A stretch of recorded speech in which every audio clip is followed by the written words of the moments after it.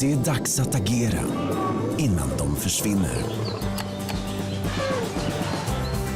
Och inspirerande insatser är redan på gång.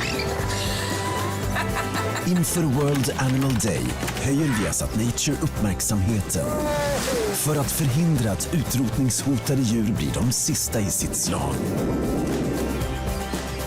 Viasat Nature's Most Endangered.